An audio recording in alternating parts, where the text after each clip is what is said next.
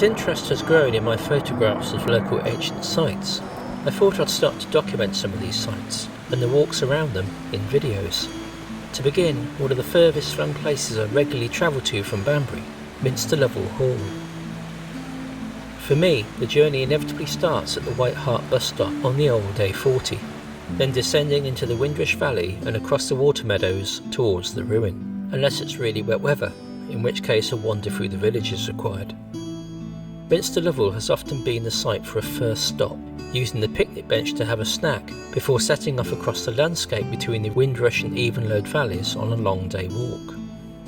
Using the 233 bus from Hamborough Station, travel the half hour by bus to Minster Lovell, then walk back to one of the stations on the Cotswold line to catch the train home again. Note that Coombe, Finstock, Ascot and Shipton stations are effectively closed right now, but Hamborough and Charlbury and even Kingham are easily walkable from Minster Lovell, crossing the wide ridge between the valleys of the Windrush and the Evenlode, including the path through Witchwood Forest. Minster Lovell Hall has a surreal quality, especially if the weather adds to the atmosphere. It's a classic ruin, but at the same time you can see that centuries of less reverent visitors have scrawled graffiti over many parts of it, a practice common before modern times. More than anything, it's just an ethereally beautiful place to visit. From my own experience though, you can easily lose yourself for an hour or more exploring the nooks and crannies of this ancient building. The parish of Minster, its original name before the Lovell family took possession of it, is ancient, with history stretching back to the Stone Age. The modern A40 is the course of an ancient ridge route, and the river valley itself has been a place of settlement for millennia. The hall was probably a significant farmstead by the time in the Domesday Book.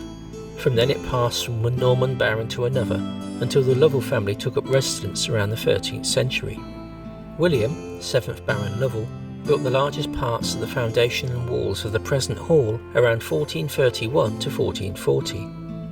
Unfortunately for the family, the next generation chose to support the losing side in the Wars of the Roses, and after 1485 the property was seized by the Crown. Thereafter it was used by members of Henry Tudor's extended family. At the beginning of the 17th century, it passed to the Coke family, who occupied it until their wealth and power outgrew this quiet corner of Oxfordshire in the mid-18th century, when they moved to Norfolk. It was at this point the core of the building was ripped out for its valuable dressed stone, leaving the shell much as it is today. As Romanticism influenced popular culture at the beginning of the 19th century, the hall became a place of pilgrimage for the new culture tourists of modern England, and, as was common in these times, they would scratch their names into the walls to mark their presence.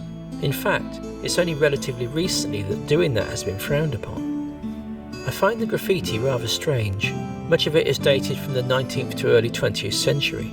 At one level it detracts from the building, but at another it speaks to the rampant individualism which grew out of the Romanticism movement, where people sought not only to experience, but also to possess places like this by scrawling their names on it. Personally, I'm more than happy to pass through here, just taking a break on my travels and leaving no trace that I was ever here. More than anything, as in the tale of the other figure of Romanticism, Ozymandias, for me this is somewhere to come and peacefully contemplate the impermanence of human society versus the enduring power of nature, which slowly and certainly is taking back the site as the structure ever so slowly decays, as the river ever so gently, incessantly flows by. On a bright autumn day, when this video is captured, or even in the fog of an early morning, it's a lovely place to sit and contemplate our place in time.